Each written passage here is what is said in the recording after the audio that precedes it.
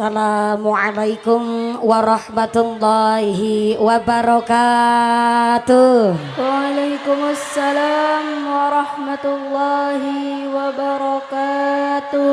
Bismillahirrahmanirrahim.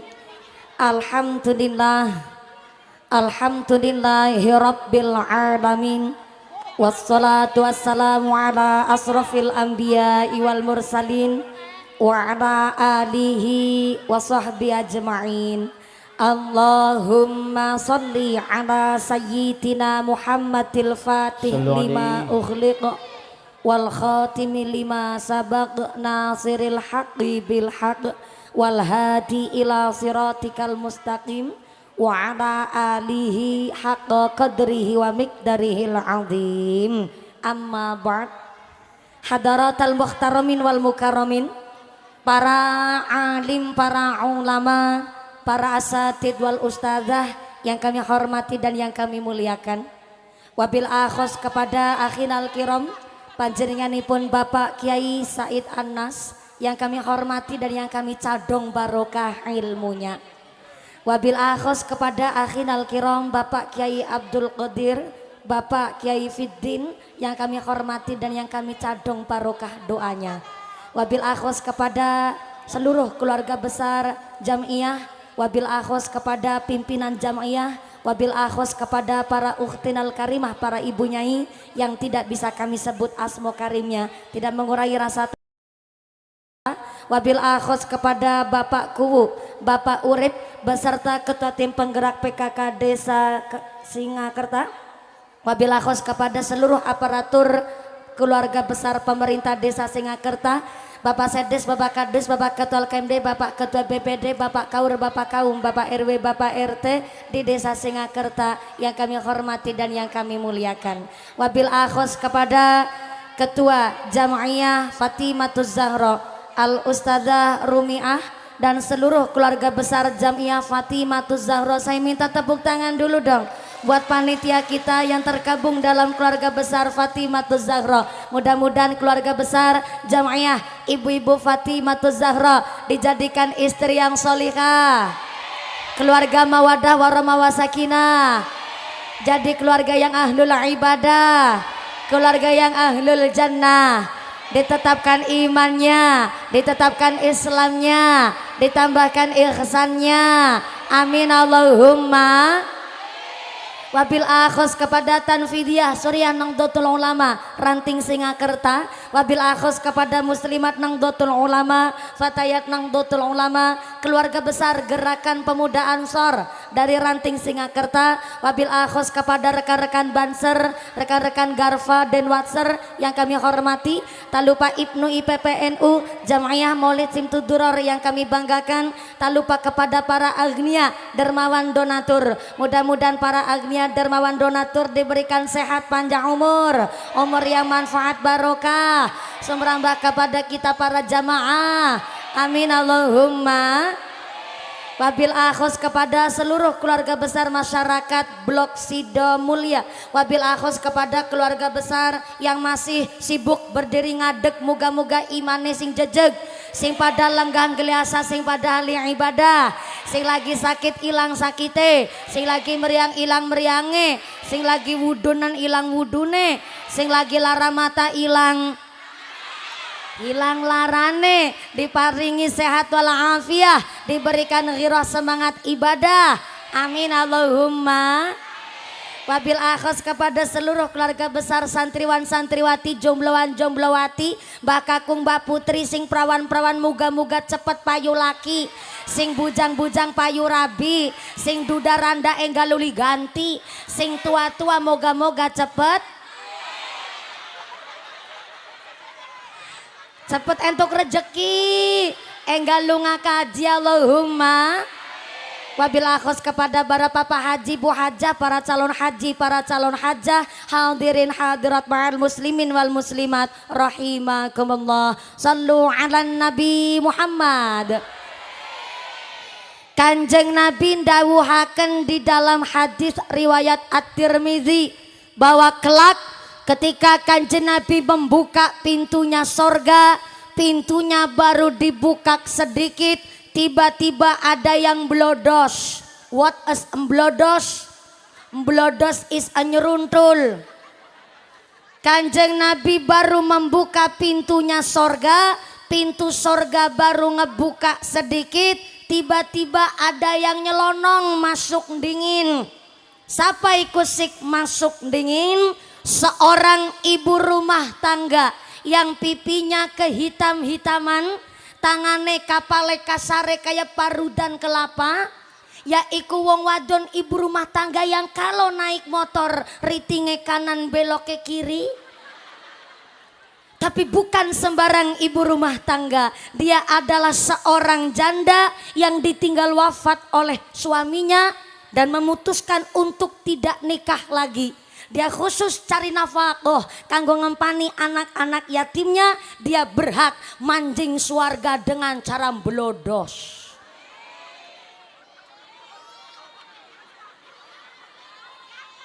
Mantep papa mantep. Mantep papa mantep.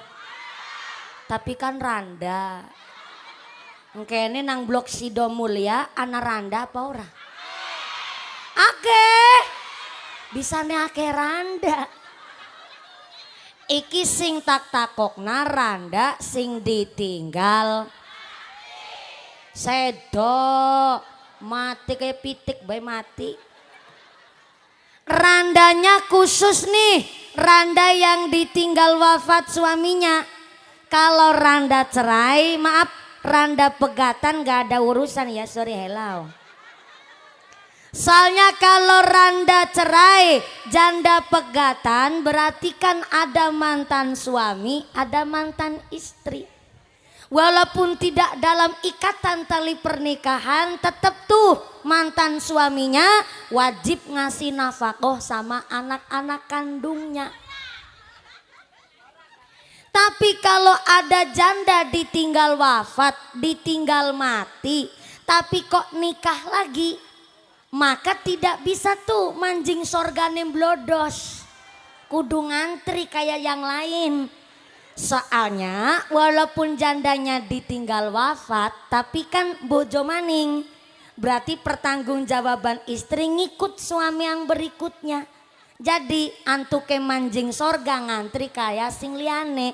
Tapi nek anak janda ditinggal wafat oleh suaminya, memutuskan untuk tidak nikah lagi, dia khusus cari nafkah untuk ngempani anak-anak yatimnya. Dia berhak manjing sorga dengan cara blodos. Ibu-ibu karo kipasan ngebatin, ya Allah. Sing liane manjingnya pada ngantri, randa ditinggal mati malah nyelonong dingin dewek. Enak nemen ya manjing sorga nyelonong, ya Allah moga-moga bojoku cepet mati. Ya aja bu. Soale apa? Walaupun arane wong wadon bisa nggolet duit dewek, ataupun seorang istri masih punya suami pinter nggolet duit, tetap arane wong wadon keluarga besar Fatimah Zahra seorang istri, seorang ibu rumah tangga yang ternyata sifatnya seorang perempuan bukan menafkahi tapi dinafkahi. Maka kenapa kita tergabung dalam keluarga besar Fatimah Zahra? Supaya ibu-ibu rumah tangga tidak hanya sekedar menjadi seorang ibu, tapi disiapkan menjadi istri yang solihah untuk mendampingi suaminya dan mencetak anak-anak yang soleh dan solehah.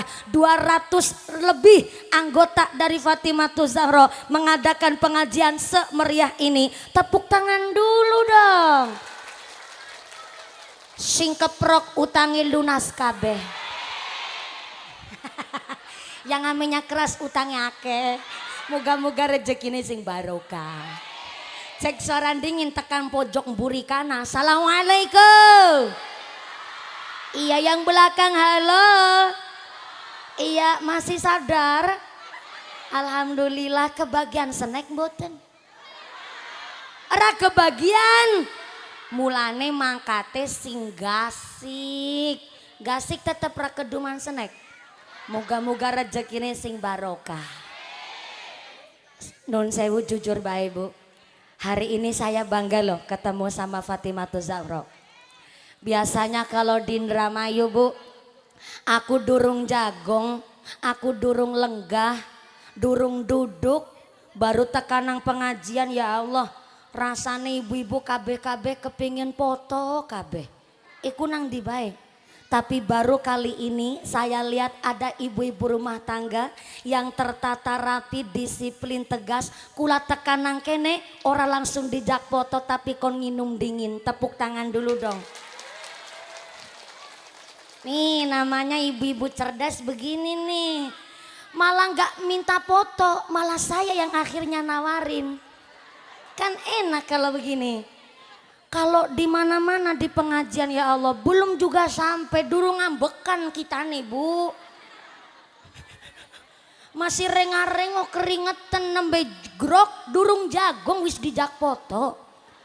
Tapi jujur bae tekan meneh. Aku disambut pakai takonan ibu-ibu. Pimen mumpuni kabare sehat. Rasanya seneng nemen aku ditakoni begitu. Iya ini Fatimahtus Zahra Bu. Saya teka pimen mumpuni kabare sehat. Tak jawab alhamdulillah sehat. Sawang sule ibu kabare Fatimahtus Zahra pada sehat. Alhamdulillah mumpuni. Gone nunggu mumpuni teka meneh. Supaya anjuk nang kene nganti setahun setengah. Kawit babaran nganti lahiran nganti meteng maning mumpuni. Ini nih saya baru seneng hari ini. Ngajine tertata rapi. Kula nanjake gasik jam 10. Ngajine rasane tertata disiplin. Ini perlu dicontoh nih sama muslimat-muslimat yang lain. Supaya kepanitianya tertata. Ya tepuk tangan sekali lagi. Akhirnya karena nggak ada yang ngajak foto, malah saya yang nawarin. Bu, kalau mau buat kenang-kenangan, mangga nanti sadurunge nanjak kita potong dingin nang ngarepe umah Ibu Kaji. Saya bilang begitu. Makanya tadi disolawatin kan nanjak-nanjak sih Bu. Soalnya potong dingin. Tapi tetap nggak kesuwen karena jatah saya naik jam 10. Persis tadi saya salam jam 10 lebih 1 menit. Hari ini tidak hanya sebagai contoh baik, tapi insya Allah buat teladan ibu-ibu rumah tangga yang lain. Tepuk tangan sekali malih kanggo keluarga besar Fatimahtus Zahra. Mantep, mantep, mantep. Saya lagi mikir ya Bu ya. Ibu-ibu muslimat, ibu-ibu fatayat yang tergabung dalam keluarga besar Fatimahtus Zahra ternyata terlatih di dalam agamanya. Kenapa kok kita harus muslimatan? Kenapa kita harus fatayatan? Supaya kita paham posisi kita sebagai seorang istri, sebagai wong wadon. Soalnya maaf punten, banyak sekarang perempuan ngedumehaken bisa golet duit, pinter nggolet rejeki, terkadang sama suaminya pada menyepelekan.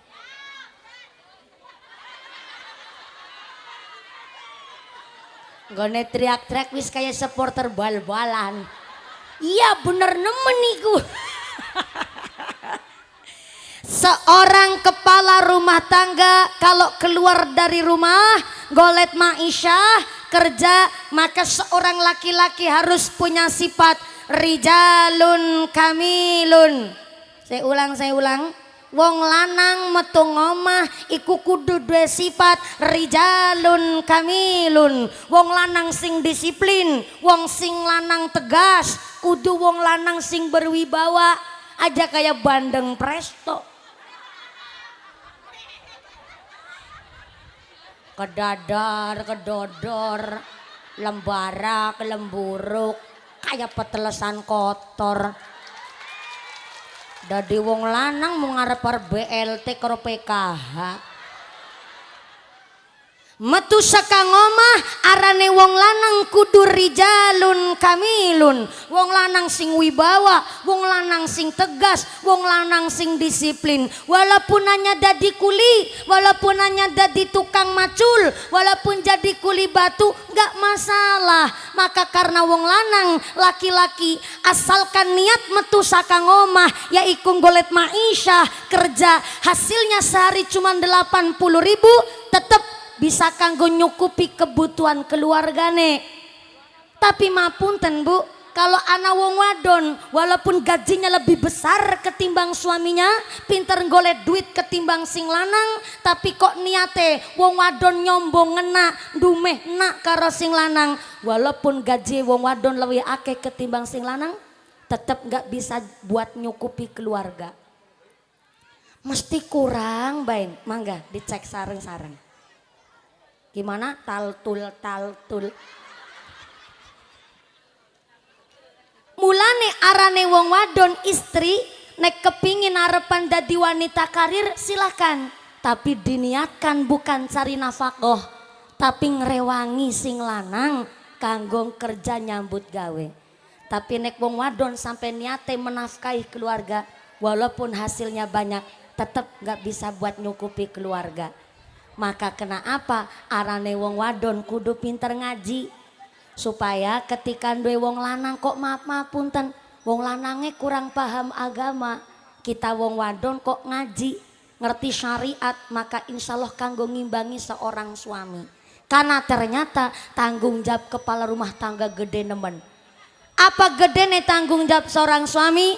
Istri kok maaf haid datang bulan, orang ngerti carane toharoh sing bener, suaminya yang tanggung jawab sampai akhirat. Hari ini ibu jadi seorang istri gak diajarin masalah haid oleh suami, justru suami nang akhirat tandane utang karo sampean, dan anda wajib nagih karo suami sampean. Nek nganti wong lanang orang ngajari bab haid karo wong wadon.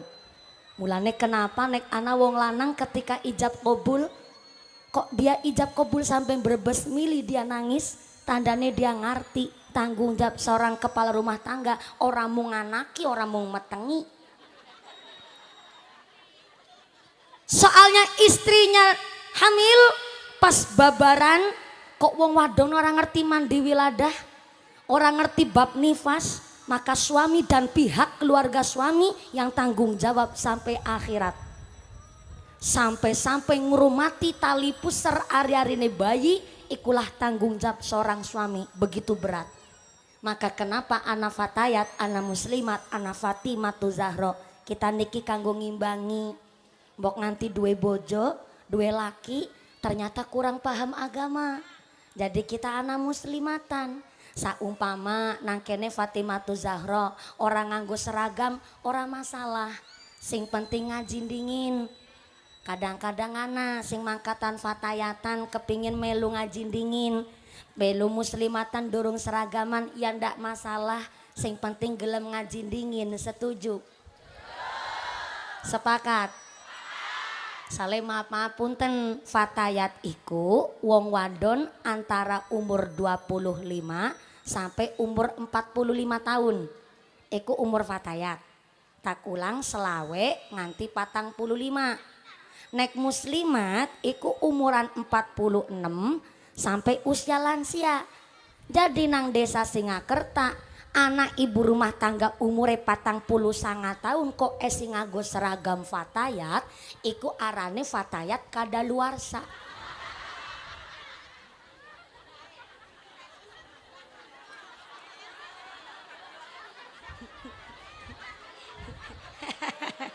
Ibu-ibu langsung pada komplain, ora apa-apa fatayat expired.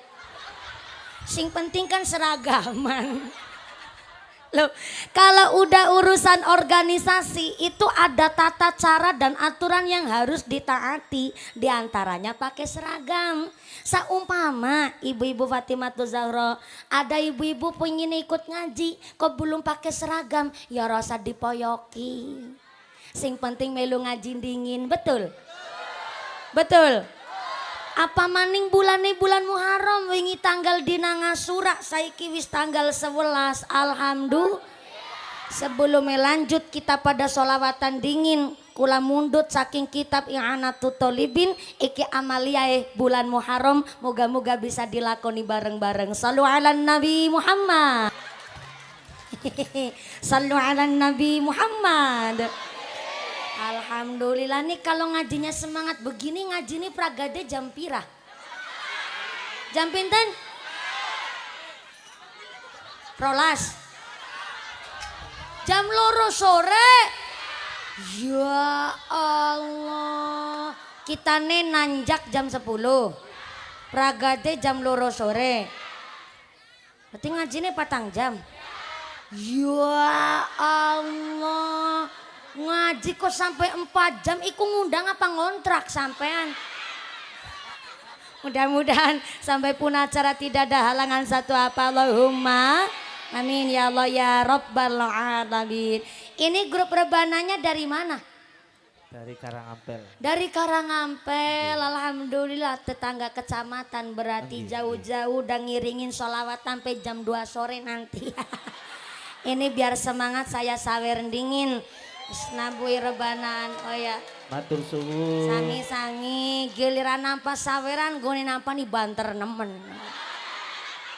Merobol bae sekang bolongan. Mudah-mudahan tambah sholawat, tambah mahabbah, tambah mahabbah, tambah syafa'ah. Amin Allahumma. Kita niki mumpuni seneng nyawer santri bu. Iki santri duduk. Ya santri tapi rada tua setitik bu. Kula iki seneng nyawer santri ketimbang nyawer biduan. Arane santri kan lagi belajar mendawamkan sholawat. Tapi kalau biduan ya maaf punten bu. Alhamdulillah sekarang ngake biduan nganggo jilbab. Moga-moga diparingi istiqomah.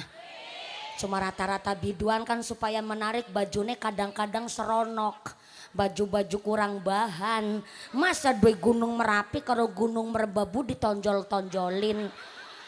Dua puser tali wudel sampai disogi celobong udara. Nganggo rok mini, maaf, bolekan buri nyerempet silit buri, bolekan ngarep nyerempet silit ngarep. Wis kayak iku gone numpak motor metatak. Kan dari SMS mah silit yang meletek separo. Cara berpakaiannya mah kalah karo buanang pasar. Seiki buanang pasar kan pada kelambian bu. Betul. Apel kelambian, pir kelambian, jeruk kelambian, jambu kristal, buah belimbing. Aku manjing maring desa Singakerta miki weruh aku anak gori nangka pada jaketan. Ya Allah, nangka nanggone sidomul ya, iki pada jaketan. Langgere nangkane pada jaketan, nang apa nangkane wong wadon ora dibrongsong. Orang nangka nang sidamul ya pada jaketan, berarti nangkane pada melu Fatimatu Zahra. Ngerti syariat, ngerti aturan. Salu ala Nabi Muhammad. Kenapa kudu ana Fatimatu Zahra? Kenapa kudu ngaji karo fatayat? Kenapa kudu ngaji karo pada muslimat? Kenapa kita melu pengajian rutinan? Karena Kanjeng Nabi berkata, khairun nisa ummati nisaul Madinah. Perempuan yang terbaik adalah perempuan Madinah. Kenapa duduk perempuan Singakerta? Bukan Singakerta kerandane kududu bu. Kenapa kok harus perempuan Madinah? Kanjeng Nabi menjawab, karena perempuan Madinah pertama takut kepada Gusti Allah. Yang kedua isi nek ora pada ngaji, isi nek orang ngaos. Kalau bunyai ora basa. Ulangi. Kula panjenengan sedaya tekan mene niat hati siji bade ngaji. Ih, sing tua mah ora usah basa karo sing enom. Kudune justru sing enom basa karo sing tua, betul. Sing enom ngormati sing tua ngarah nam bimbing sing enom, iku arane muqtadul hal. Kula ulang sepisan maning. Muqtadul hal, menempatkan sesuatu sesuai karo porsine. Contoh iki kursi sofa tuh bu di belakang. Niate rencanane nggo dijagongi mumpuni. Tapi tak pikir-pikir bu, iki panggungnya kan lebar. Ya panggungnya lebar. Sing munggah bae sing nanjak kakean. Jadi saya pikir-pikir ibu-ibu yang sepuh aja duduknya di bawah, mas saya duduknya di atas. Kurang etis juga bu, namanya nggak muktadol hal. Tapi ikorane kursi sofa, apik nemen kursi nih bu. Kayu jati, sofane enak dijagongi. Mumpuni nek jago nang kono, mestine ngajine kan nyaman. Nek ngajine enak berarti kan ngajine suwe. Politik ikwarane politik. Mulane ora tak jagongi. Tapi sak nyaman-nyamane kursi sofa dijagongi, sapa bae enak jagong nang kursi sofa, giliran kewan cacing kon jagong duduk nang kursi sofa. Kira-kira cacinge awet urip apa cepet mati? Cepet mati karena nggak muktadol hal, nggak sesuai dengan penempatan. Contoh maning ya, neng Jawa Tengah bu, anak omongan kayak gini sekang arane wong tua. Nek ngejagongi bantal, maka bokonge kembar karo bahasa kene. Berarti bokonge wong Cilacap karo bokonge wong Krangkeng, bokonge pada baik. Jagongi bantal jarene bokonge wudunen. Walaupun gak langsung wudunen bu, tapi iku arane pelajaran. Bantal iku tempat istirahatnya kepala. Kepala iku bahasa alusnya mustaka, bahasa umumnya sirah. Cara kene apa? Astagfirullahaladzim. Baru kali ini iki anak pengajian jamaah ngendas-ngendasna bunyaine iki nembe anak iki. Yakin wong Singakerta tok ke modele. Kepala aja ya bu ya, biar nggak kasar nemen ndas ya lo kayak ndas ayam bae. Bantal ikut tempat istirahatnya kepala. Lah kepala iki organ tubuh yang paling terhormat. Saking pentingnya iki kepala, orang yang paling berpengaruh di desa Singakerta arane kepala des, bukan dengkul desa. Orang yang penting di sekolah namanya kepala bukan wudel sekolah. Saking pentingnya iki kepala, kita masih bisa disebut manusia merga esih anak kepalane. Bukti nyata tengah bengi, kuwu Singakerta kerawuhan tamu. Ana sing ketok-ketok pintu, bareng dibuka pintune, ternyata tamune Pak Kuwu, maaf sikile buntung. Tangane punten juga buntung. Sampai kepala ternyata meripate, matanya nggak bisa melihat alias punten buta. Udah kakinya buntung, tangannya buntung, matanya buta. Akhirnya sama Pak Kuwu, tamunya dipersilahkan masuk ke dalam rumah, dikasih sodakuan, dikasih makan, dikasih minum. Kenapa tamunya dikasih sodakuan? Karena Pak Kuwu urip terkenal kuwu ingkang loman dermawan seneng mai. Aminnya kurang ikhlas sampean. Betul kuwu urip kuwu sing seneng mai. Betul. Ya jajal mang kotak titeni. Amplopet mumpuni ditambahi hapora. Namanya pengakuan kudu ada pembuktian.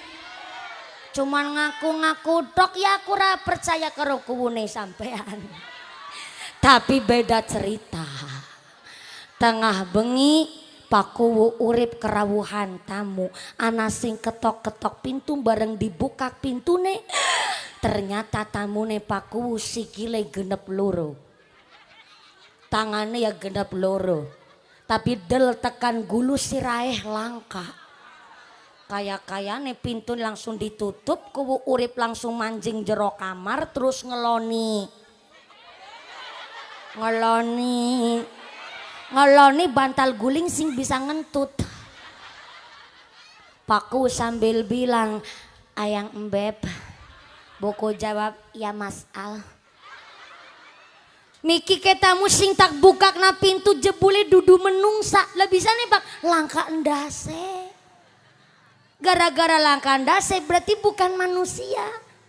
Organ tubuh yang paling terhormat ini kepala. Bantal iku manggon istirahate kepala. Mula nenek dijagongi nang bokong. Bokonge wudunen.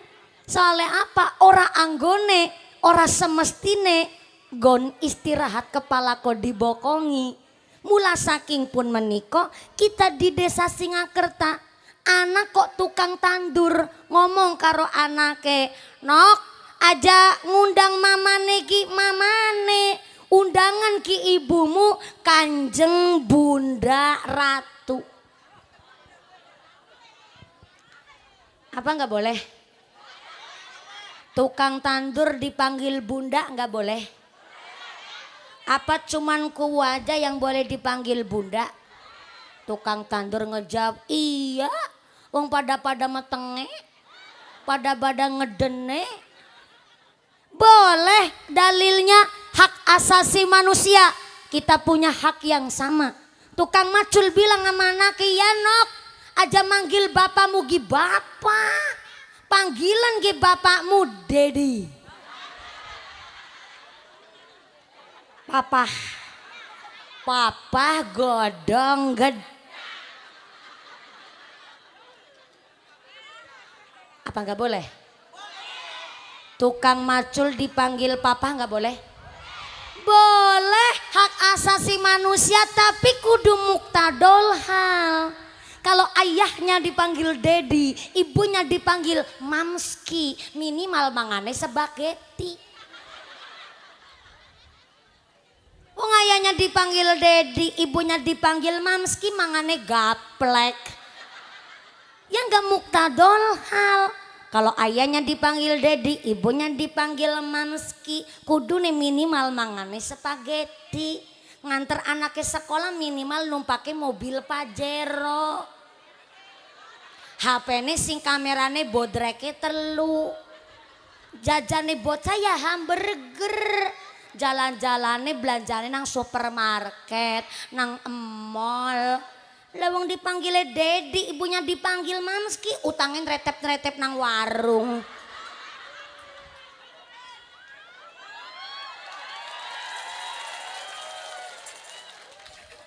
Namanya nggak muktadol hal.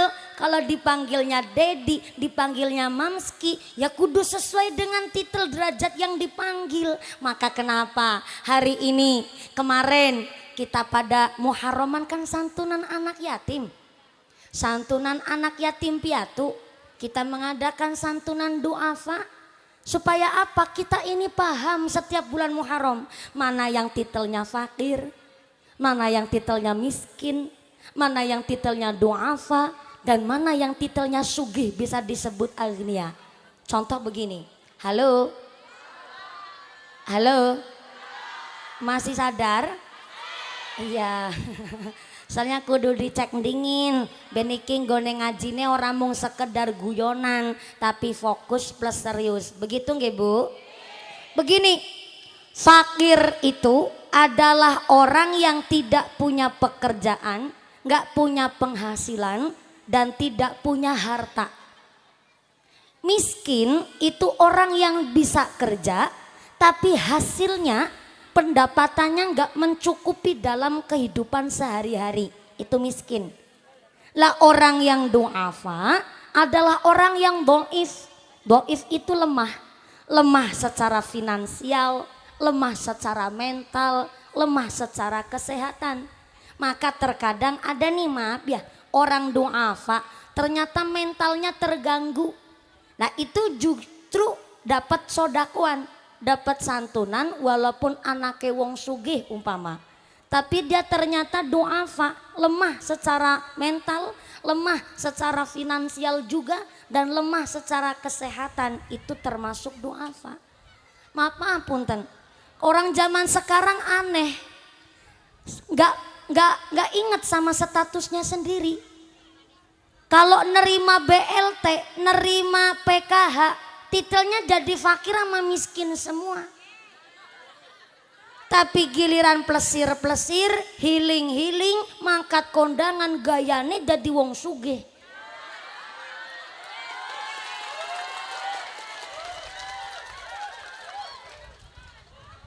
Oke lah kalau memang hatinya niat, lah kapan nyenengin hati boleh.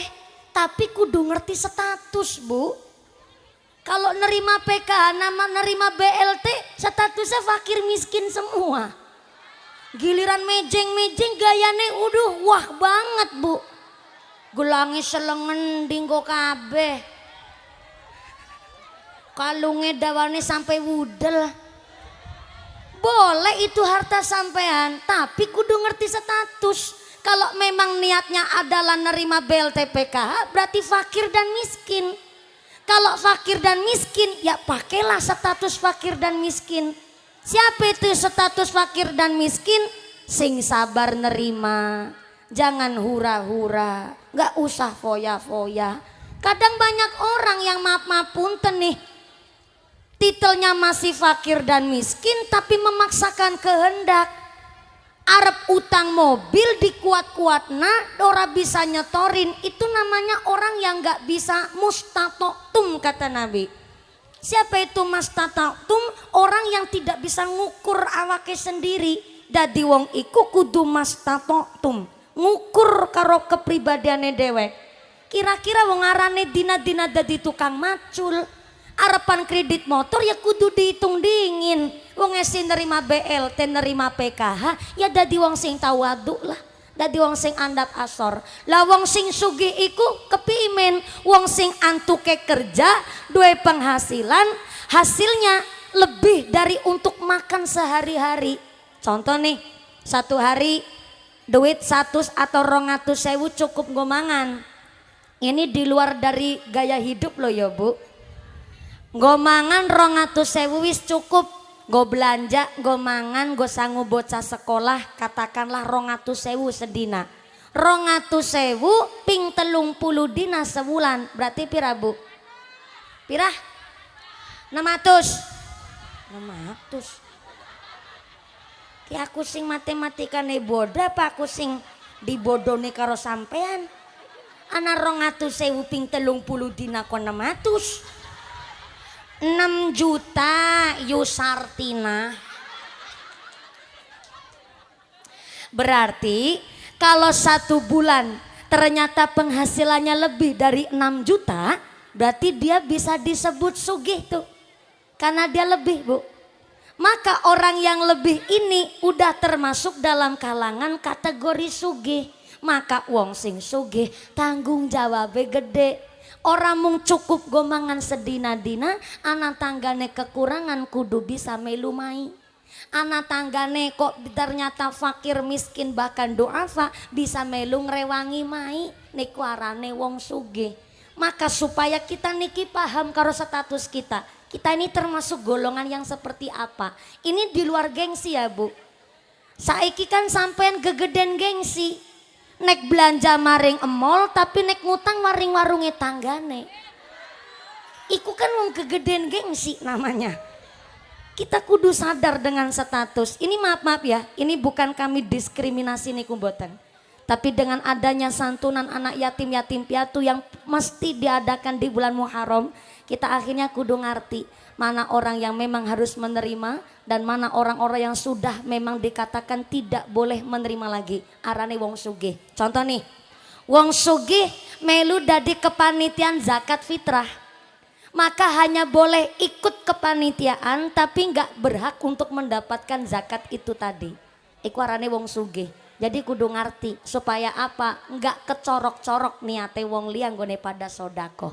Contoh maning, kemarin pas Idul Adha, halo,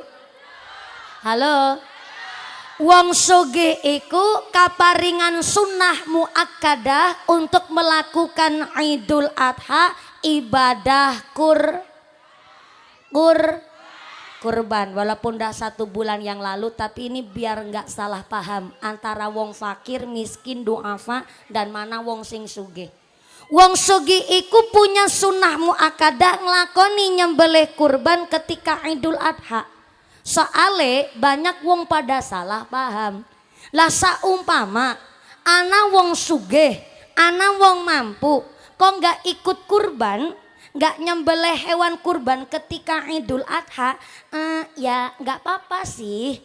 Cuma masa iya, umahe gedong lantai 2, kalunge dawane tekan wudel, masa wedhus si jora ketuku kan isin karo wudele.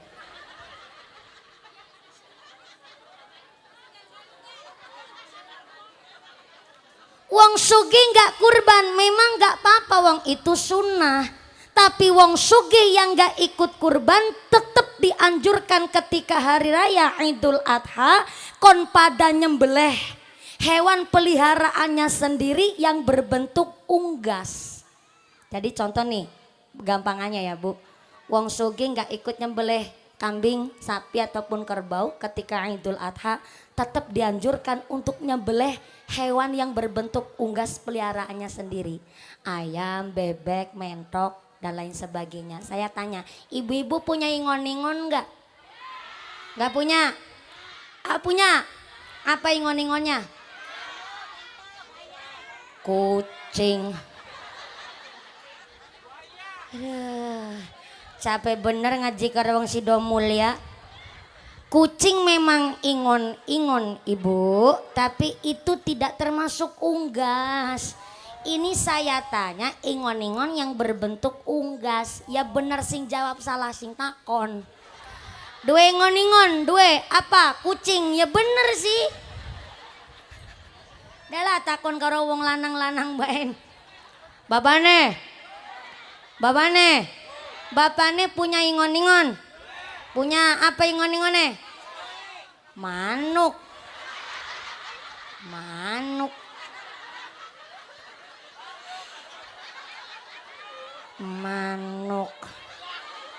Oh, sing diceritakna nang bapane manuk sing ana matane. Ketawanya sampean selalu mencurigakan Bu. Jadi kalau nggak dijelasin mesti jenengan salah paham. Nek manuk langka matane mah nggak boleh disembelih. Iku barang manuk siji-sijine. Jumlahnya mung seeler. Jadi kalau disembelih malah sing kelangan sampean. Dah jangan manuk lah. Kalau manuk darah ya ora apa-apa. Kalau memang duene manuk darah kan berbentuk unggas. Yang penting disembelih ketika hari raya Idul Adha bagi yang sugih tidak berkurban. Ataupun nggak punya ingon-ingon, beli daging ayam. Orang kita ngarah 1,5 kilo. Tetap dimasak ketika hari raya Idul Adha. Ini sunahnya memang begitu Bu. Ataupun nggak doyan daging ayam, kepimen beli daging ikan laut. Yang terpenting berbentuk daging. Dimasak yang enak ketika hari raya Idul Adha. Karena wong sugih tidak ikut berkurban, dianjurkan untuk nyembelih ataupun makan daging ayam dan sejenisnya dalam rangka menghilangkan rasa tomak, menghilangkan rasa serakah, menghilangkan rasa rakus, menghilangkan rasa geragas. You know geragas? Geragas iku apa bae doyan. Geragas iku apa bae doy. Apa bae doy. Iku arane geragas. Engkene nang Singakerta ana wong sugih geragas. Wong sugih geragas iku Bu wis ngakune sugih tapi ora melu kurban, malah pas hari raya Idul Adha ngarep-arep bagian. Iku arane geragas. Sampai-sampai malah bilang pas hari raya Idul Adha sengaja ora masak. Kawit isuk tekan sore cengkula ngenunggoni bagian. Jarene kuwu urip, Singakerta sapine 17. Weduse sampai ora bisa diitung. Masa sampai jam 5 sore dagingnya durung tekan kene. Kayak iki wis terlanjur bumbune diuleg. Sunduke satis disiap-siap kayak iku malah wis dadi areng kabeh. Malah dagingnya durung anjuk tekan kene. Iki sapa panitiane dia neng dagingnya ora tekan kene. Iku arane Geragas Bu. Makanya orang yang memang maaf ya Bu, wong sugih kok nerima bagian daging kurban itu bukan sodakoan, tapi nilainya hadiah buat bebungah. Jadi hadiah mah nggak usah diarep-arep.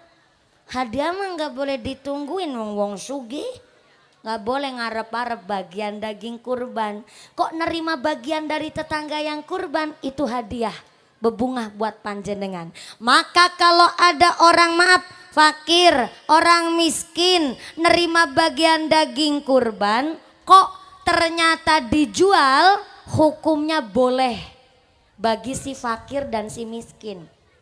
Karena mungkin bagi si miskin dan si fakir dia nerima bagian banyak mesti kalau Idul Adha. Anak dengkile, anak kulite, anak endase sa buntut-buntute diantar karonggone si miskin. Nah yang namanya miskin kan gak punya kulkas.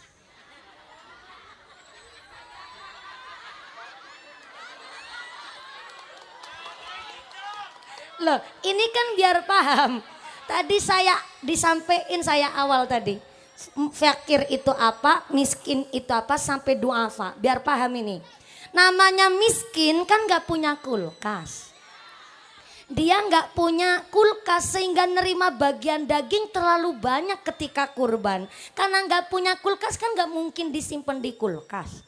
Dikasihkan ke tetangga sama-sama punya daging. Dan masa si miskin malah awe daging karo sing sugih kan malah kebalik Bu. Ya kan? Akhirnya ketimbang dimasak nggak habis dalam 1 hari. Akhirnya oleh si miskin daging bagian kurban dijual, diuangkan. Akan lebih maslahat kalau diuangkan dan lebih manfaat. Maka hukumnya boleh bagi si miskin menjual bagian daging kurban dengan alasan memang dicari kemaslahatannya.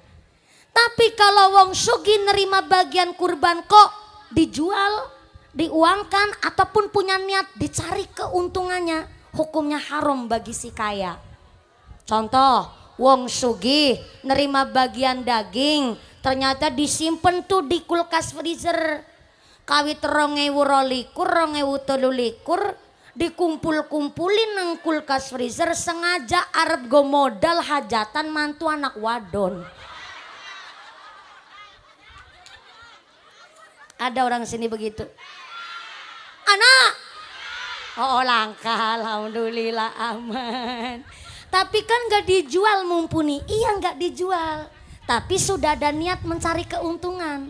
Begini contohnya. Jadi wong sugih nerima bagian daging. Ternyata disimpan buat digilingkan jadi bakso. Buat nyuguh para tamu yang kondangan. Itu udah niatnya dalam rangka cari keuntungan. Karena supaya nggak modal hajatannya terlalu banyak. Akhirnya daging kurban digilingkan dijadiin bakso. Buat nyandingin tamu itu hukumnya haram. Karena dia sugih, dia mampu, ternyata digilingkan itu daging jadi bakso untuk nyuguh tamu. Itu niatnya sudah mencari keuntungan, itu yang gak boleh.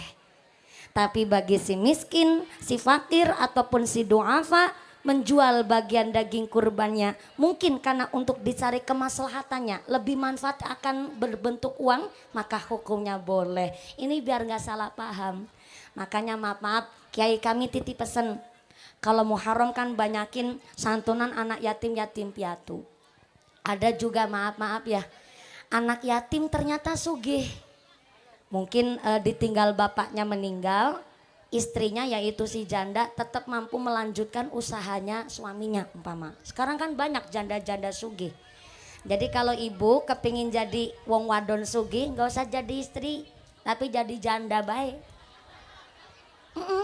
Karena memang begini Bu, seorang istri itu sifatnya memang dinafkahi bukan menafkahi. Ada dalam salah satu kitab itu dijelaskan, yaitu malah namanya Robiah Adawiyah. Tapi ini bukan Robiah Adawiyah yang dikubur minta dibacakan Al-Quran sampai khatam 1000 kali. Bukan yang gak mau menikah. Ini cerita namanya sama-sama Robiah Adawiyah.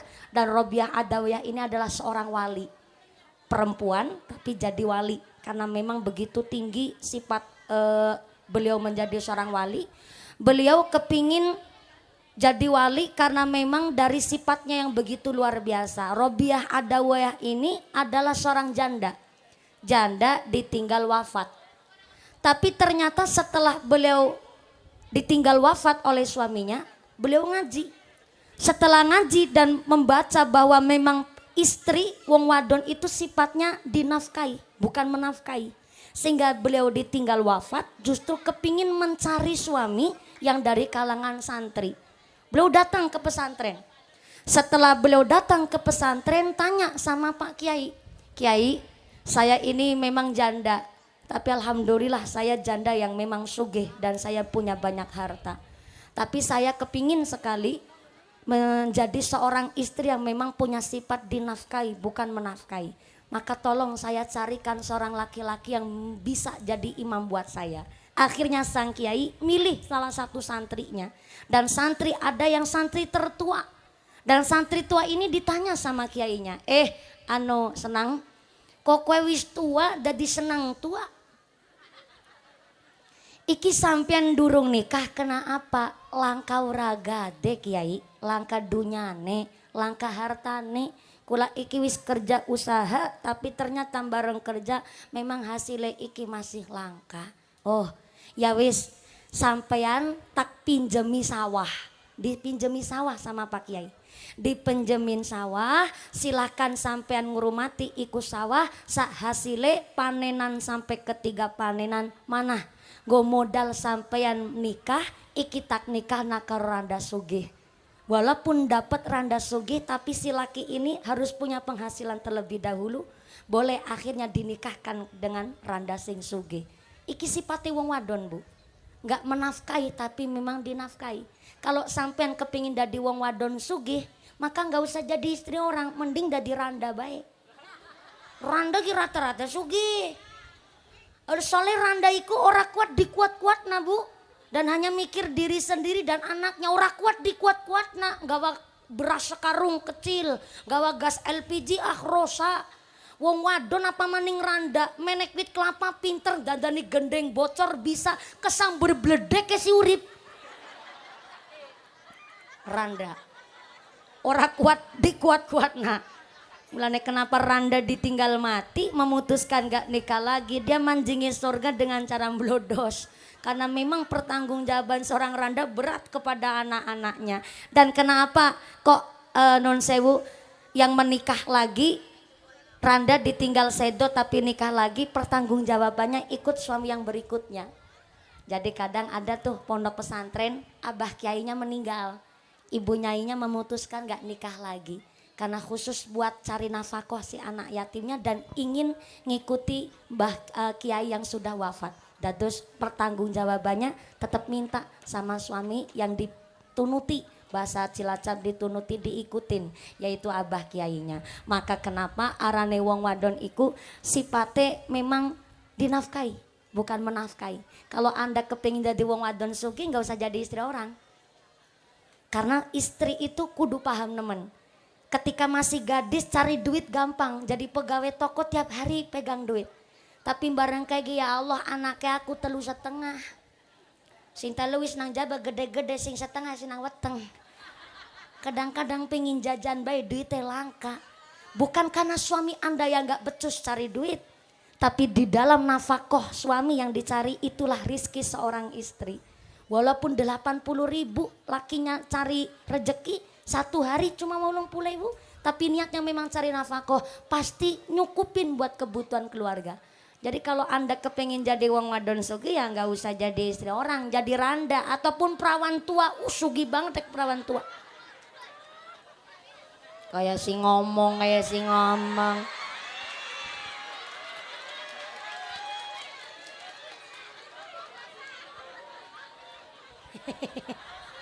Saya 27 tahun belum payu laki.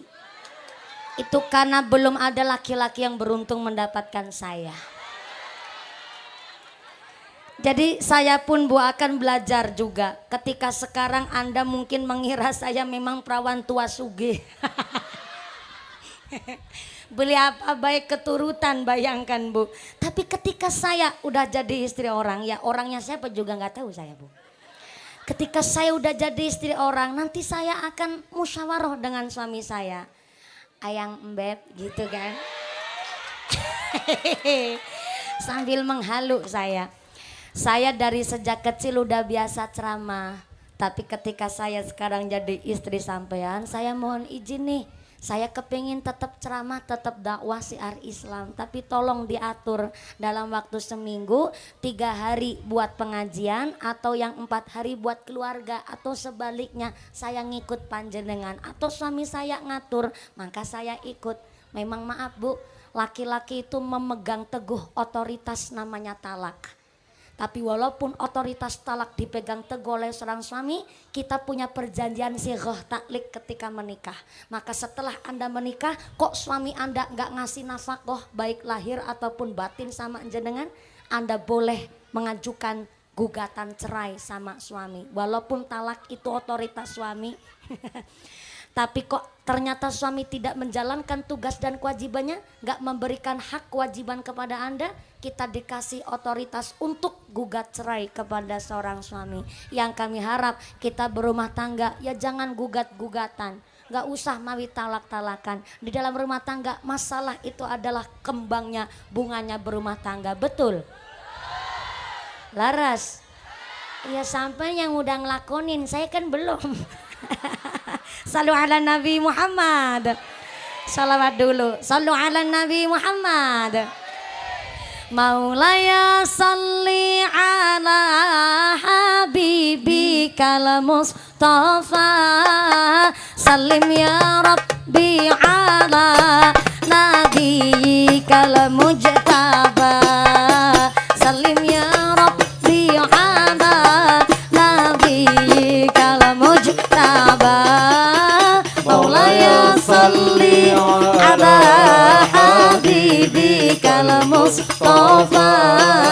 Salim ya Rabbi ala nabiyikal mujtaba. Salim ya Rabbi ala nabiyikal mujtaba. Wa nilam dak Muhammad wa Aba Bakri Siddiq khaira siddiq li siddiq li sayyidil khulafa. Narju min fadlil maula an'im lana bi shifa. Maulaya salli ala habibikal Mustafa. Salim ya Rabbi ala nabiyikal mujtaba. Salim ya Rabbi ala nabiyikal mujtaba. Wa nilam dak Muhammad Umar ibn al-Khattabi mubashiran bil jannah wa bil adli syahira. Narju min fadlil maula aslih bihi halana. Maulaya salli ala habibikal Mustafa. Salim ya Rabbi ala nabiyikal mujtaba. Salim ya Rabbi ala nabiyikal mujtaba. Wa nilam dak Muhammad Utsman ibn al-Affani kanzal haya wal iman wa mushtaka du'afa. Narju min fadlil maula iqdi hawaijana. Maulaya salli ala habibikal Mustafa. Salim ya Rabbi ala nabiyikal mujtaba. Salim ya Rabbi ala nabiyikal mujtaba. Wa nilam dak Muhammad Irman Ali Khaydara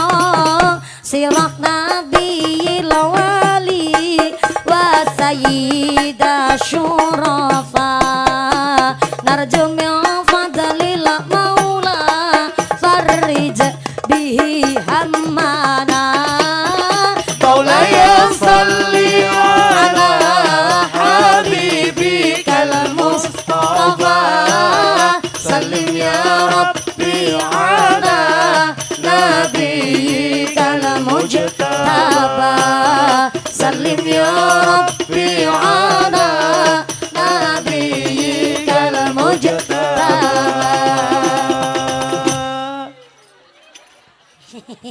Sallu ala Nabi Muhammad. Ini yakin ngajinya sampai jam 2 sore? Ibu kuat? Bapak sanggup?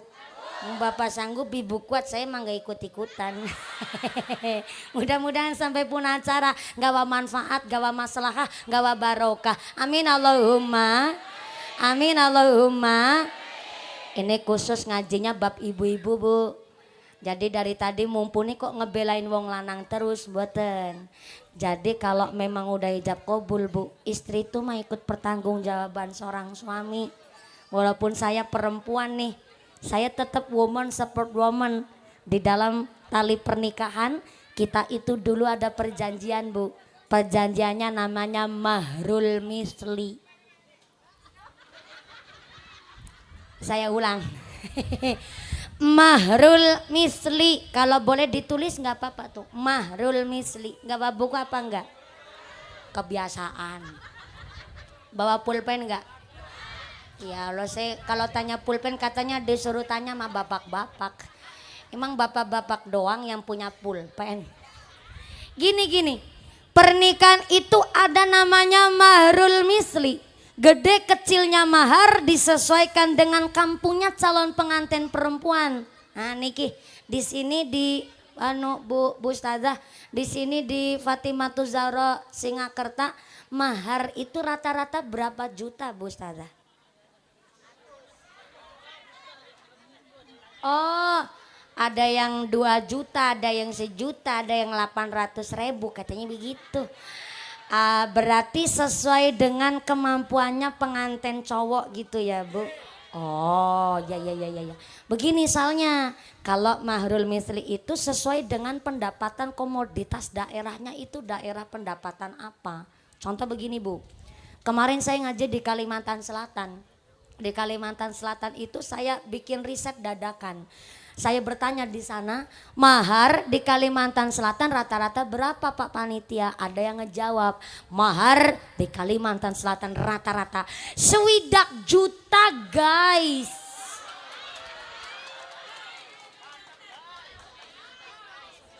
Tapi ya maklum, kenapa di Kalimantan kok rata-rata 20 juta? Di sana rata-rata pengusaha bos iler. Iler bukan sembarang iler, ilernya iler burung, walet. Iler manuk walet, Bu, kalau di ekspornya itu ke negara Cina. Jadi di negara Cina itu kalau bahan makanan dasarnya kok udah bahan dasar burung walet, apalagi sarangnya itu, Bu. Masuk ke hotel bintang 5, 1 porsi menunya dibanderol harga 3,9 juta per porsi menunya itu. Jadi kalau dari petani waletnya langsung paling murah harga iler walet itu 9 juta paling murah per kilo. Dan rata-rata iler manuk walet dari Kalimantan Selatan pernah menembus harga 29 juta per kilo. Iler. Yang gak usah tanya ilernya sampean. Wong aku karo ilere kitane dek be wegah ku rasane. Iler manuk walet komoditasnya sampai kelapa sawit, Bu, minyak di sana. Jadi rata-rata orang sana sugih. Jadi 60 juta itu wajar. Kalau di sini saya tanya sama Bu Ustazah pimpinan Fatimatu Zahra, mahar di Singakerta sesuai kemampuan nganten lanang. Ya nggak apa-apa, ini cuman buat gambaran biar hukumnya itu tersampaikan sama sampean. Umpama nih di Singakerta mahar itu 5 juta umpama. Maka kalau mahar rata-rata di Singakerta 5 juta, pengantin laki kalau mau dapat perempuan Singakerta kudu ngerti, nggak boleh maharnya lebih mahal atau lebih murah dari 5 juta. Kalau terlalu mahal atau terlalu murah dari standar di desanya, nanti jatuhnya kepada makruh tanzih. Apa tuh makruh tanzih? Makruh yang mendekati ke haram. Contoh, dumeh anake ayu, gede dhuwur lencir kuning ngirunge bangir mripaten belalak kulite putih renge mincis lambene tipis meringis-meringis. Saking cantiknya sampai semok, denok, montok. Ini pakai kol aku bro. Saking cantiknya bapaknya bilang, nih anak saya nih anak gadis pinter ngaji, pinter sekolah, kuliahnya tinggi, cantik pula bentuknya. Nih kalau maharnya enggak 100 juta enggak saya lepas. Umpama ngomongnya begitu. Itu hukumnya makruh tanzih tuh. Terlalu mahal soalnya dari standar. Standarnya 5 juta. Bikinnya 100 juta. Dumeh cantik. Gak boleh karena terlalu mahal dari standar. Makruh tanzih. Nanti kalau terlalu mahal di Singakerta, perawan di Singakerta jadi perawan tua kabeh repot. Kayak si ngomong. Loh, kita ini boleh milih ibu. Untuk suami yang namanya berumah tangga nggak boleh main-main sampai dunia akhirat dimintai pertanggungjawaban. Sampai kita ini bab haid datang bulan nifas sampai melahirkan, sampai ngurusin tali pusar be kita melu wong lanang kok milih wong lanang sembarangan. Jangankan Pak Banser, Pak Kuwu urip ditawani kon bojo maning uli mumpuni gelem nemen, Bu.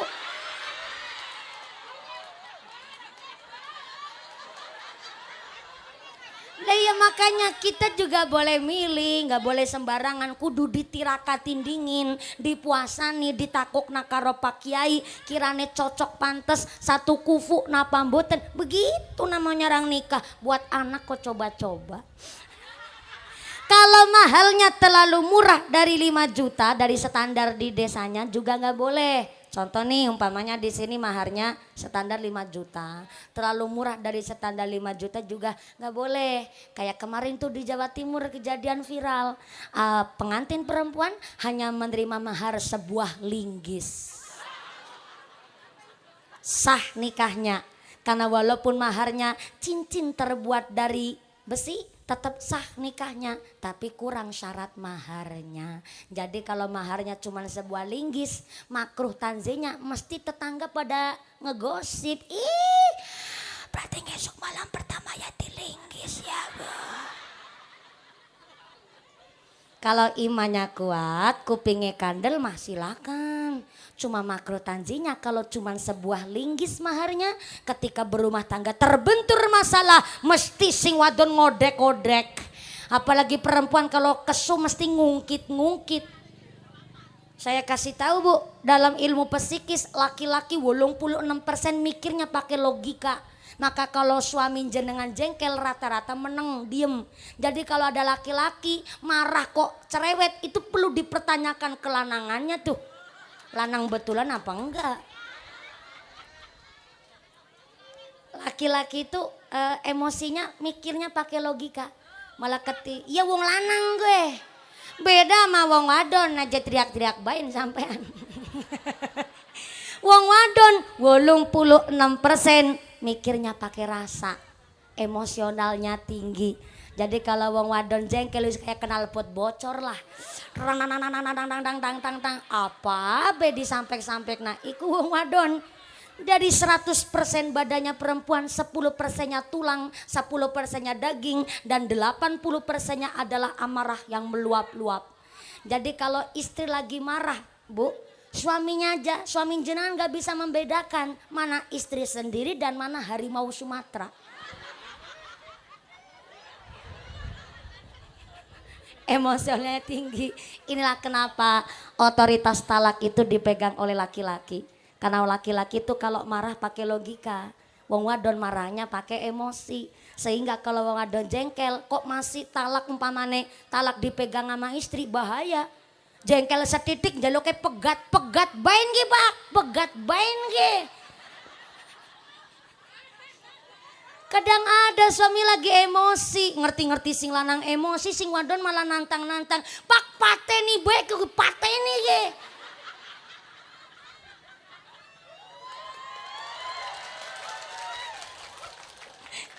Itulah kenapa kudu melu fatayatan, melu muslimatan, pada melu Fatimatuz Zahra kangge ngurai emosi, Bu.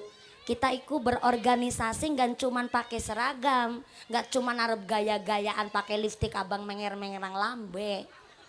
Tapi wong arane ikut organisasi biar emosinya itu tertata. Jadi wong wadon sing kudu pinter ngatur emosi. Contoh lagi, Bu. Perempuan itu emosialnya tinggi, saya juga begitu, tersinggungan. Saya ini juga perempuan, aku wadon, dikira dudu wadon aku. Wadon asli, cuma kulo kita nih karo sampean. Lewi ayu sampean ketimbang mumpuni. Kenapa sampean wis payuk lah durung? Iya, tapi pada wadone, wadon iku naik emosi, gampang tersinggungan. Tapi kalau perempuan kok udah terjun ke dunia public figure, jadi seorang pemimpin, kuwu, camat ataupun bupati, perempuan itu nggak harus menghilangkan sifat feminimnya, tapi ngatur sifat feminimnya. Di antaranya nggak boleh tersinggungan, boleh tersinggungan tapi diatur buat menjadi lebih manfaat. Contoh ya Bu, saya tersinggungan ketika saya datang di lokasi, saya istirahat di lokasi transit. Panitia atau kepala desaku lagi sambutan pidato, saya dengar nanti ngomong apa, baik malah bisa dia jadikan bahan materi buat saya. Itu begitu. Berarti kan bisa ngatur emosi. Jangan terkecoh dengan orang ngomong kayak contoh Bu. Saya ini orang ngeritik begitu luar biasa ngeritik saya. Saya juara tahun 2014. Dulu di Indosiar, berarti udah lama banget tuh. Sampai hari ini berarti udah 8 tahun saya. Alhamdulillah barokah SMS jenengan juga ngedukung saya. Nonton saya di Indosiar, saya juara 2014 tingkat nasional di Indosiar. Juara 2 kalinya lagi, juara satunya kemudian di tingkat Asia tahun 2017. Sedikit informasi, satu-satunya dai jebolan Indosiar yang juara 1 sampai berulang kali hanya Mumpuni Handayaya.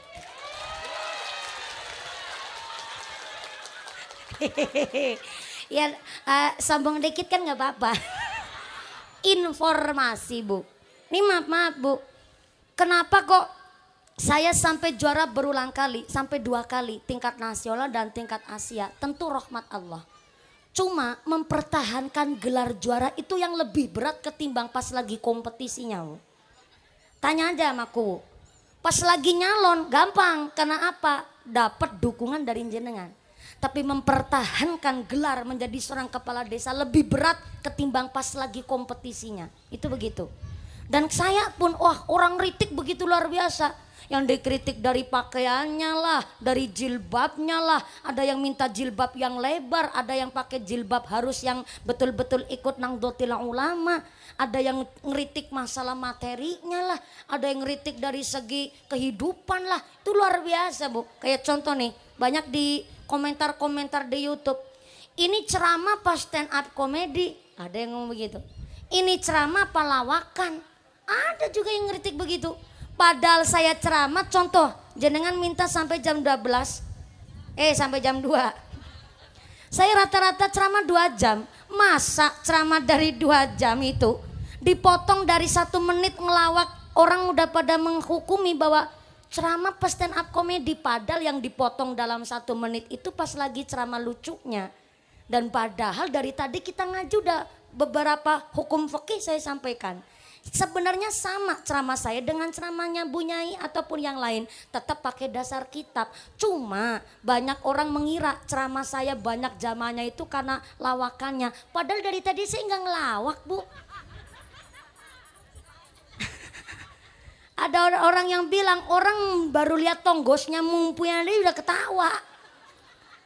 Tergantung cara ngebungkusnya bagaimana. Nah, cara ngebungkusnya ini masing-masing orang punya ciri khas dan karakter. Nggak ada ceramah itu niatan lawakan, saya pribadi. Cuma banyak orang dikira ceramah saya kayak orang lawak. Dari tadi berapa hukum yang saya sampaikan. Ini sebenarnya adalah ngaji ngajinya pada kayak ngaji lemprakan lesehan sama rutinan. Cuma ya disampaikan aja cara bungkusnya bagaimana. Cuma ngeritiknya itu terkadang orang bikin gawe hati sakit Bu. Saya sendiri perempuan ketika dikritik begitu larati Bu. Ceramah lawak dari tadi ngaji udah rame disampaikan apa aja katanya ceramah lawakan. Sakit hati memang, tapi dari kritikan itu saya mikir lagi ngapain ngurusin orang. Yang terpenting adalah ketika saya ngaji sama jamaah yang diundang. Maka justru antara ngaji di YouTube sama ngaji langsung beda Bu. Panjenengan pun pasti melihat saya antara di YouTube sama yang asli beda tau Bu. Gimana? Bukan masalah gambar cantik apa tonggosnya.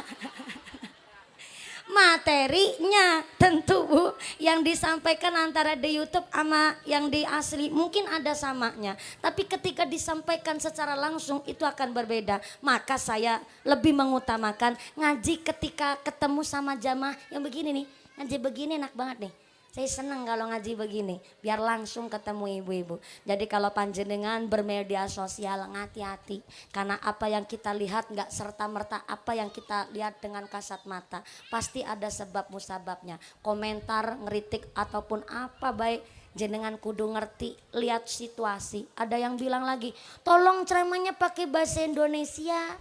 Ya saya ketemunya mau orang Indramayu, bahasanya saya berusaha buat Cirebonan dulu. Biar agak bisa diterima oleh panjenengan, betul? Kalau saya ngomong pakai bahasa Indonesia kadang-kadang baik buat selingan. Kalau saya dunang di Jakarta barulah saya pakai bahasa Indonesia. Karena memang apa yang ketemu sama Mado ini ki panjenengan. Orang Indramayu ya saya berusaha pakai belajar bahasa Indramayu. Ini saya udah nggak pakai bahasa saya sendiri. Soalnya apa bahasa Cilacap Jawa Tengah sama bahasa Indramayu udah banyak perbedaan bahasa. Orang kita ngerti pragat. Nang Cilacap langkah pragat Bu. Arane rampung. Belajar bahasa geleleng. Pragat, nanjak. Nanggen kulang gak nanjak Bu, munggah. Saya belajarnya itu karena sering ngaji di Indramayu. Awal-awal sih juga bingung, gak ngeh banget sama bahasa sampean. Tapi setelah ngerti anak berak barangan. Aku orang ngerti berak ya nah apa berak? Berak wis gede. Oh berak wis gede. Betulan tuh artinya. Soalnya kemarin ada yang ketemu saya ngaji di Bongas. Di Bongas itu ibu-ibu ngomong, ya Allah lawas nemen ora ketemu mumpuni. Bareng ketemu mumpuni ku berak nemen ya. Oh berak iku seneng. Bahagia. Betul itu artinya. Soalnya ini buat penambahan kosakata. Saya takut kalau berak itu artinya non sewu rada kasar atau jorok begitu. Enggak? Enggak jorok enggak? Berak artinya oh. Berarti itu ibu-ibu ketemu saya nu seneng. Oh. Saya lagi mikir, ya Allah lawas nemen ra ketemu mumpuni barang ketemu mumpuni rasanya berak nemen gitu. Oh berak gue seneng. Oh. Soalnya beda daerah nanti bisa beda maknanya. Kalau di Jawa Tengah maaf ya, berak itu agak jorok Bu, maaf Bu. Berak itu sejenis kayak nafsunya itu terpancing begitu. Jadi di Jawa Tengah berak itu artinya weruwong wadon dari rasane kepancing. Maaf ya nafsunya agak keluar begitu. Jadi di sini berak seneng. Mbok banser ketemu mumpuni berak. Jadi di sini berak artinya seneng. Oh ya. Berarti aku ketemu sampean berak. Ini betul artinya seneng ya? Ya soalnya ini nanti buat penambahan kosakata saya. Mau sampai artinya jorok saya bawa ke Indramayu. Ih bocah kok kasar nemen gitu Bu. Berag. Salu ala Nabi Muhammad. Baca salawat dulu. La ilaha illallah al-malikul haqul mubin Muhammadur Rasulullah sadiqul wa'dil amin. Salawat sareng. La ilaha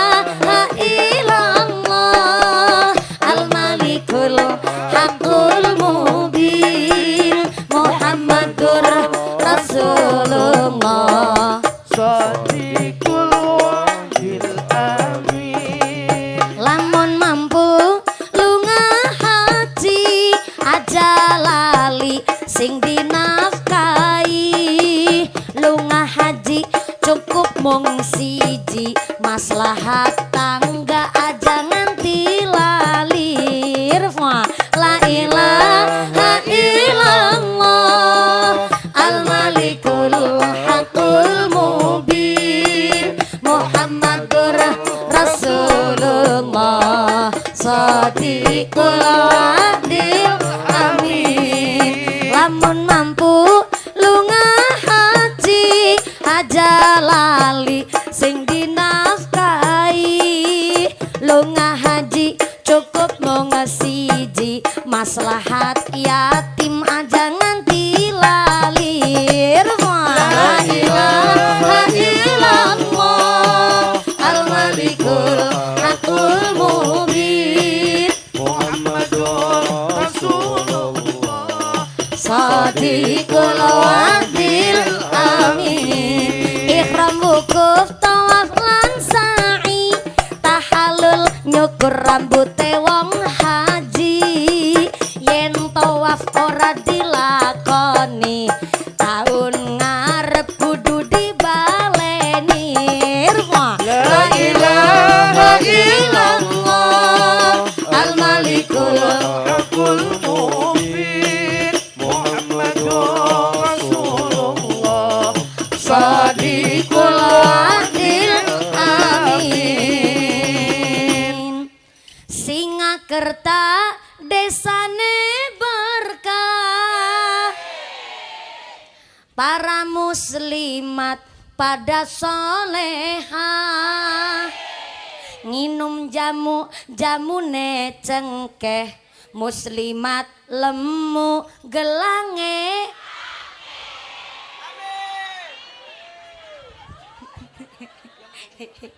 Kembali maning salu ala Nabi Muhammad. Mahar kalau terlalu murah walaupun cincin terbuat dari besi sah nikahnya, tapi kurang syarat maharnya. Apalagi cuman linggis. Edih. Ibu-ibu kalau marah udah pokoknya kabeh cerita biyen diungkit-ungkit. Istrinya ngomong, "Pak, dadi bojone aku rasa kakian pola." Kelingan bapaknya gue bojo karena aku kan mau modal kolor-kolor tok. Oh, bukaji nyawer ya Allah. Matur nuwun sanget disawer maning jarene wis maca sholawat ping 3 giliran bukaji sing nyawer. Alhamdulillah matur nuwun sanget. Iya soalnya dari tadi jujur baik Bu, ini bukan hanya rebana yang bagus, bukan cuman Fatimatu Zahronya, tapi sound systemnya matem banget, tepuk tangan dulu dong. Ini sound systemnya dari mana Mas? Dari Kerangkeng. Nih ada saweran buat sound systemnya. Subhanallah kabelnya langsung diuculi kabeh. Bentar jangan diuculin dulu Mas, belum selesai ngajinya, bareng nerima saweran langsung melayu bain. Ya terima kasih. Oh, iya sama-sama.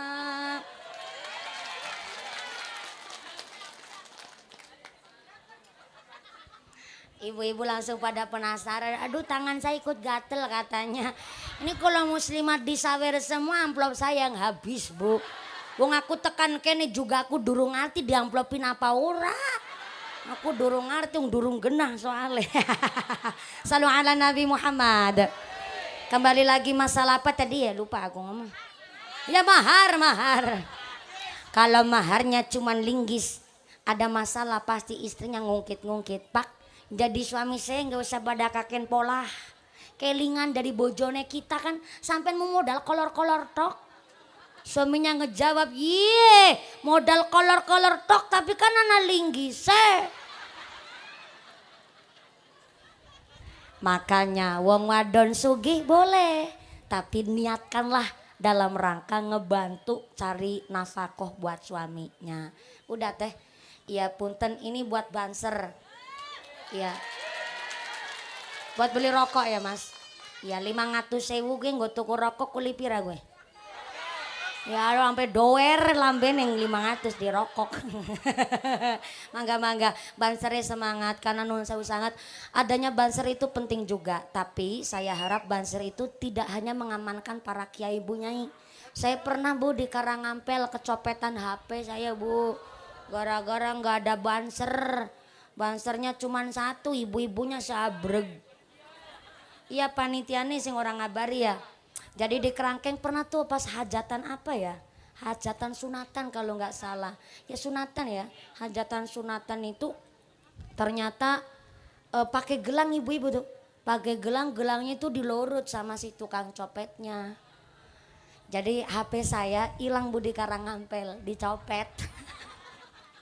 Ada yang bilang katanya satu desa tukang copet semua. Anehnya kuwu tukang copet, bukan kunya tukang copet.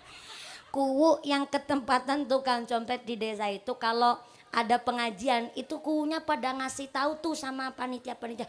Tuh ada 7 orang berangkat ke situ naik angkot. Kasihin tahu sama panitia yang lain kudu hati-hati. Baru ditelepon begitu, Soebul Hajatnya kecopetan dompet. 2 orang malah. Jadi akhirnya saya bilang kalau saya ngaji di Indramayu, saya nggak nuduh sampean ya Bu ya. Tapi cuma waspadakan perlu. Saya bilang tuh sama panitia kalau saya datang di lokasi nggak usah pada berdiri. Termasuk nanti ya Bu. Kalau saya pulang nggak usah sampean berdiri. Jadi duduk aja. Karena kita siasati berulang kali Bu, saben-saben saya ngaji di Indramayu Bu. Sampai pada protes ke Indosiar. Kenapa sih kalau pengajarnya Ustazah Mumpuni pasti ada tukang copet? Emang sih gembong tukang copet? Kurang saya juga kecopetan kok.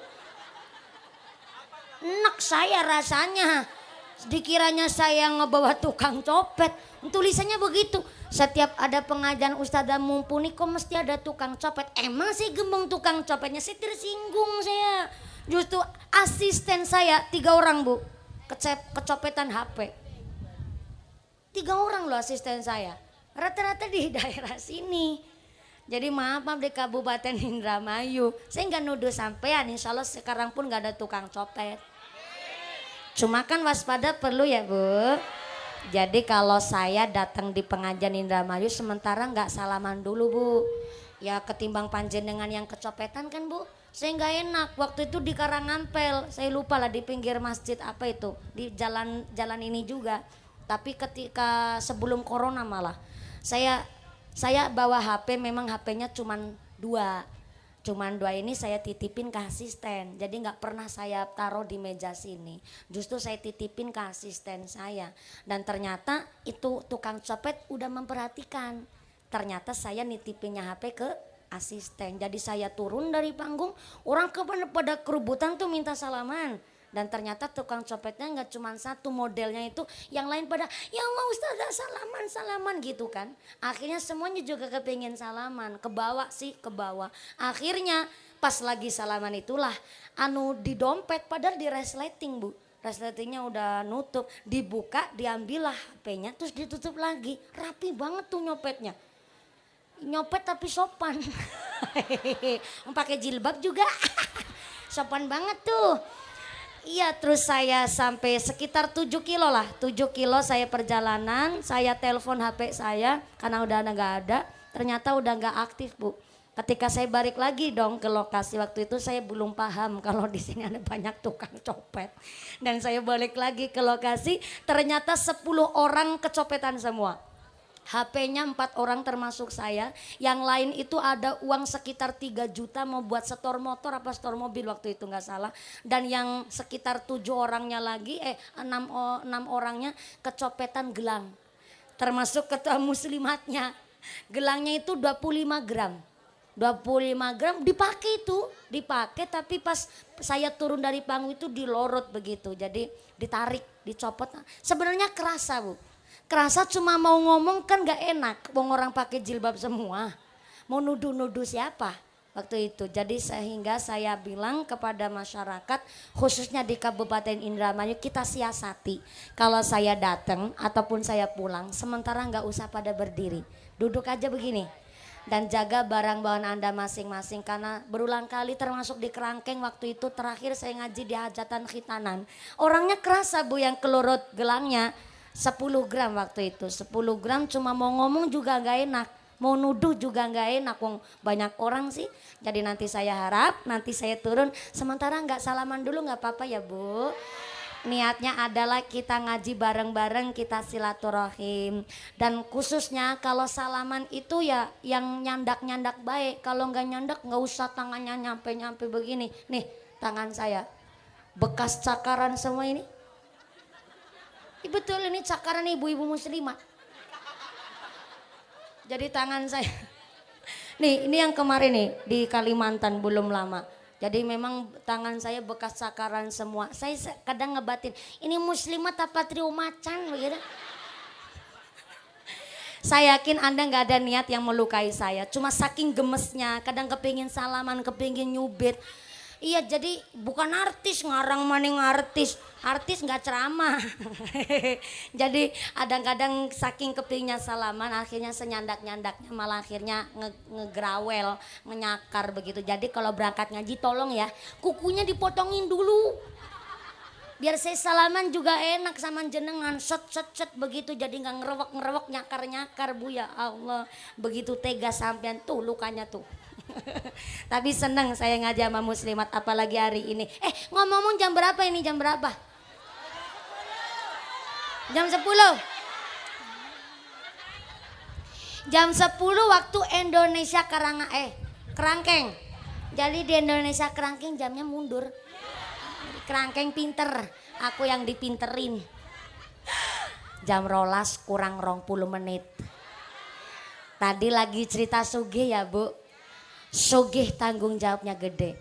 Tapi kami harap wong Indramayu sing sugih-sugih kudu ngarti. Nanggone Sarah Sulamu Taufik dijelaskan, barang siapa orang tua meninggal dunia, wafat kok masih meninggalkan utang, baik utang janji atau utang duit. Yang kedua masih meninggalkan wasiat atau nazar. Yang ketiga hidupnya orang tuanya pernah sugih tapi sampai matinya belum berangkat haji, maka warisannya belum bisa dibagi. Lembut tapi pedas, ini bukan saya yang ngomong, saya cuma menyampaikan. Di kitab namanya Sulamut Taufik, di dalam sarahnya dijelaskan kalau orang tua meninggal dunia masih meninggalkan utang, baik utang janji atau utang duit. Yang kedua ninggalin wasiat atau nazar. Yang ketiga waktu hidupnya pernah kaya tapi sampai matinya belum berangkat haji, kok ahli warisnya memaksa supaya warisannya dibagi, maka ahli warisnya sama halnya mangan duit riba. Kenapa saya ngomong begini? Wong tua siji bisa ngerumat anak wolu, tapi anak wolu durung mesti bisa ngerumat wong tua siji. Saya anak, jenengan juga anak. Anak-anak zaman sekarang ini taunya dan hanya mengerti nek wong tuane mati ya warisane dibagi. Ada orang sini begitu? Anak wong kene kayak gue? Hanya gara-gara rebutan warisan. Kalau sedulur kandung nang dalan kepapasan plengos-plengosan. Hanya gara-gara rebutan warisan. Kalau sedulur kandung nanti tahunan ratakon-takonan. Ana wong kene kayak gue. Ana wong kene kayak gue. Mangkat wonge. Anjuk wonge. Sing kaya ngapa wonge?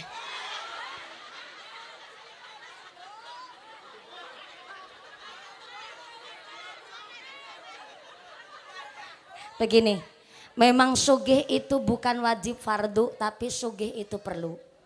Cuma Bu, begini aslinya ya, wong sugih sampai matinya belum berangkat haji. Halo? Halo? Wong sugih, sehat secara mental, sugih secara finansial, sampai matinya ternyata kok belum berangkat haji, maka ketika warisannya mau dibagi, harus mengambil dana warisan untuk membadalkan haji orang tuanya terlebih dahulu, baru bisa warisannya dibagi. Bukan kebalik. Selama ini kan kita kebalik. Wong tuane sugih, kepinginnya warisannya digebuk, dibagi rata. Padahal harusnya kalau orang tuanya kaya sampai matinya belum berangkat haji, Maka ambillah dana buat membadalkan haji orang tuanya terlebih dahulu, baru bisa warisannya dibagi. Yang bukan wong sugih, yang gak usah mawi panjenengan terlalu memaksakan diri berangkat haji. Ketimbang anak istri gak dinafkahi, kepingin berangkat haji tapi istri terbengkelai, anak gak keurus, itu juga dolim namanya. Wong sugih itu memang tanggung jawabnya berat. Bukan wajib fardu, tapi sugih itu memang perlu. Cuma memang pertanggungjawaban orang kaya ini lebih-lebih tanggung jawab gede. Ya tadi sudah saya sampaikan, kita kudu ngerti status kita. Mana yang fakir, mana yang miskin, mana yang duafa. Dan apakah kita termasuk kalangan orang sugih. Sampai pendapatan saja niki kudu kula panjang sedaya ngarteni. Supaya apa? Urip kita niki temata, tertata rapi. Kita bisa ngukur kita sendiri menjadi orang yang mastatotum kata Nabi. Bisa ngukur sama diri sendiri. Maka punten, namanya warisan itu memang berat. Sampai-sampai maaf, dapat warisan, sampai warisannya banyak pun tapi kok ahli warisnya nggak ngurusin utang piutang sangkut paut almarhum orang tuanya. Maka warisannya banyak tapi tetap gak bawa barokah. Saya ulang. Dapat warisan banyak.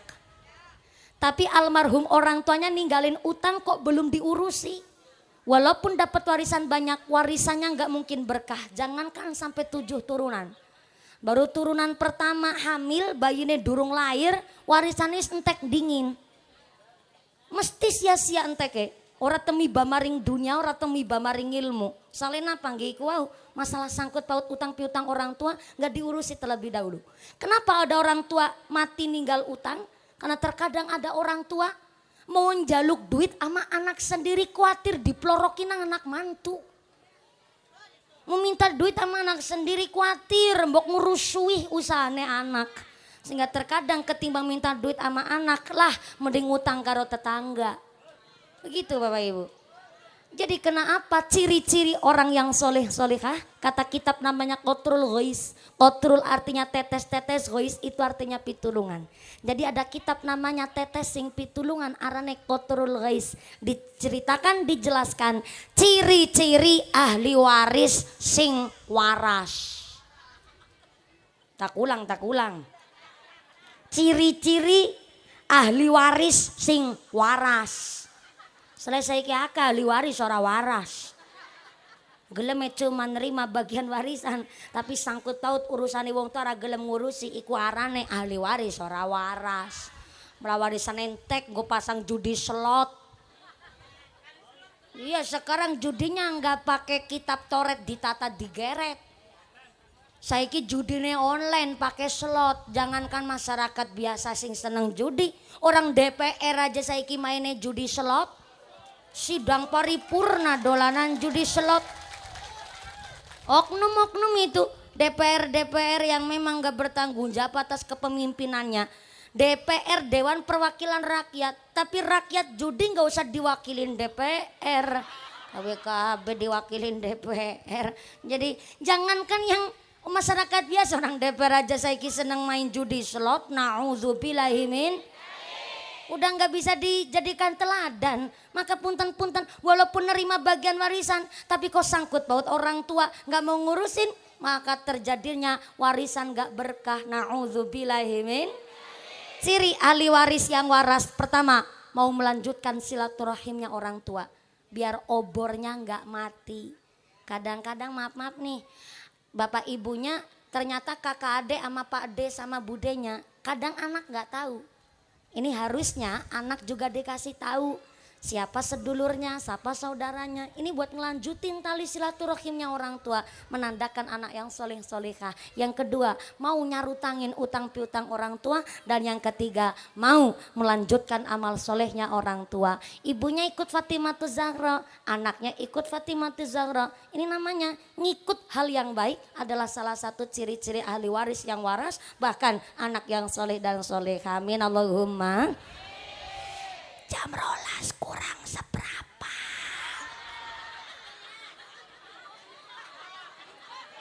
Berarti kan kula ngajine 2 jam kurang seprapat butuh. Jarang-jarang mubaligh ceramah jam 2 jam kurang seprapat tuh. Maka Saya berusaha kalau ngaji di mana-mana insya Allah rata-rata di atas 1,5 jam Ibu. Kenapa? Karena saya pikir saya udah difasilitasin loh, sound systemnya bagus, tarupnya layosnya nih panjang banget, adem ngajinya, udah difasilitasi panggung udah disiapin, ngajinya sebentar kan kasihan panjenengan. Anginnya semeriwing, alhamdulillah.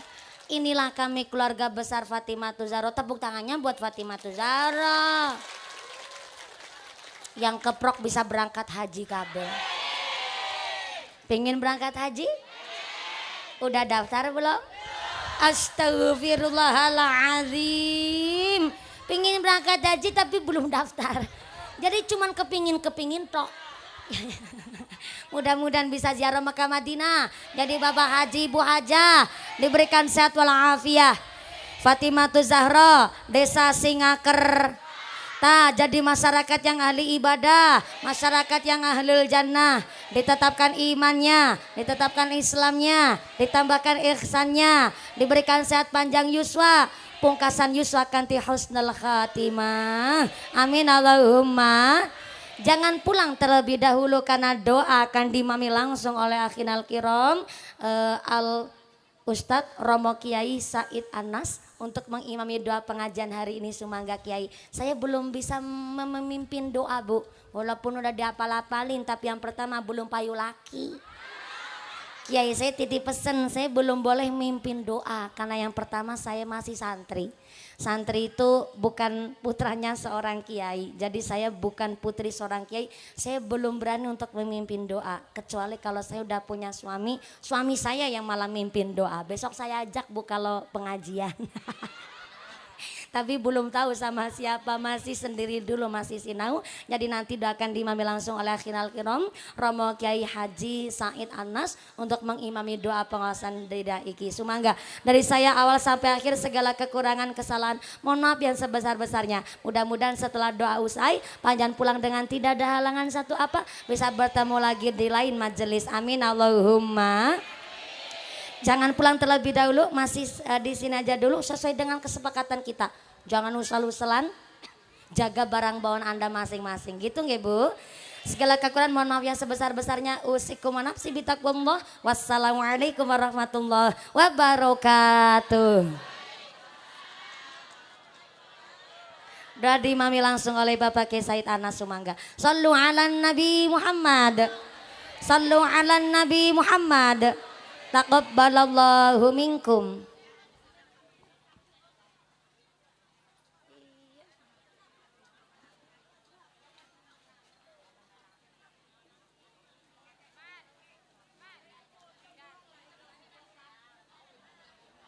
Waalaikumsalam Kiai. Sumangga Kiai. Iya. Mangga Kiai. Iya. Oh tengingkil lawan Kiai. Mangga Kiai.